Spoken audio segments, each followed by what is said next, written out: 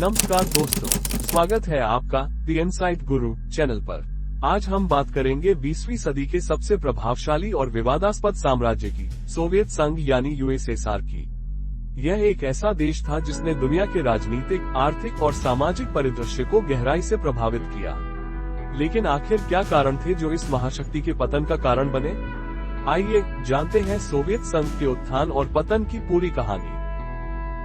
Soviet संघ का जन्म 1917 की रूसी क्रांति के बाद हुआ।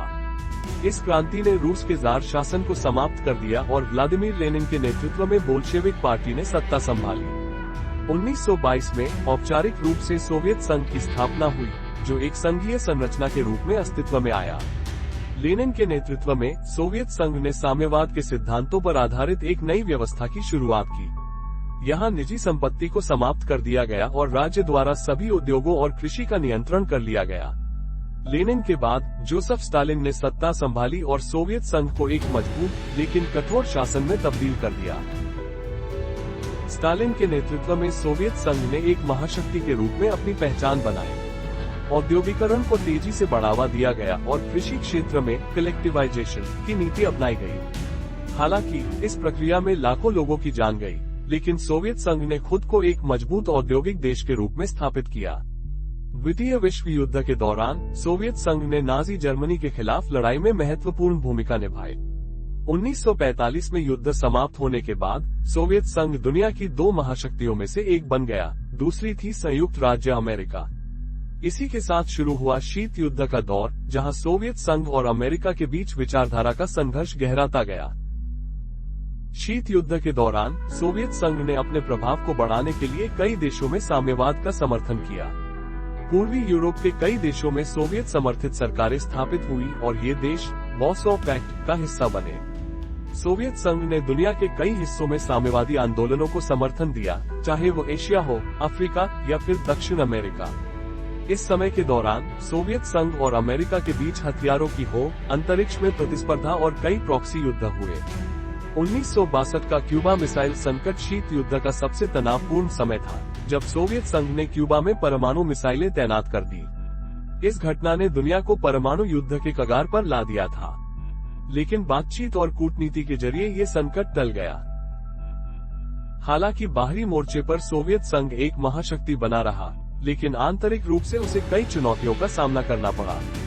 सोवियत संघ की अर्थव्यवस्था एक केंद्रीकृत योजना प्रणाली पर आधारित थी, जो लंबी अवधि में असफल साबित हुई। औद्योगिक उत्पादन में गिरावट आए, कृषि संकट में था और जीवन स्तर में सुधार नहीं हो रहा था। इसके अलावा राजनीतिक भ्रष्टाचार और नौकरशाही ने स्थिति को और खराब कर दिया।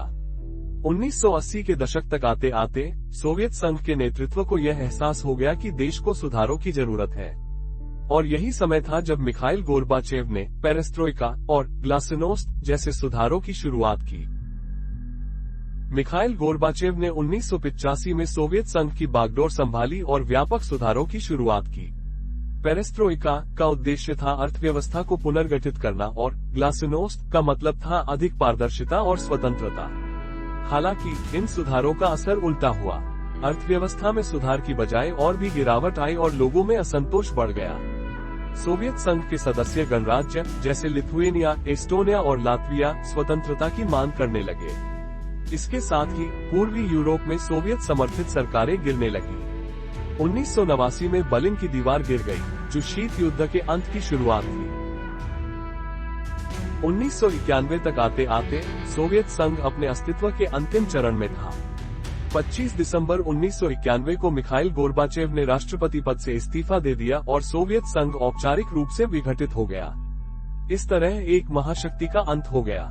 सोवियत संघ के विघटन के बाद 15 स्वतंत्र देशों का जन्म हुआ, जिनमें सबसे प्रमुख था रूस। सोवियत संघ के पतन ने दुनिया को बदल कर रख दिया और इसके बाद की वैश्विक राजनीति एक नई दिशा में चली गई। तो दोस्तों, ये थी सोवियत संघ के उदय और पतन की कहानी। इतिहास हमें ये सिखाता है कि सबसे ताकतवर साम्राज्य भी अंदरूनी कमजोरियों और गलत नीतियों के कारण ढह सकते हैं। सोवियत संघ का उदाहरण हमें ये भी दिखाता है कि केवल बाहरी शक्ति ही नहीं, बल्कि आंतरिक स्थिरता और राजनीतिक नेतृत्व भी किसी राष्ट्र के लिए महत्वपूर्ण होते हैं। अगर आपको हमारा यह वीडियो पसंद आया हो तो इसे लाइक और शेयर करें। चैनल को सब्सक्राइब करें और बेल आइकन को दबाएं ताकि आपको हमारे अगले वीडियो की सूचना सबसे पहले मिले। धन्यवाद।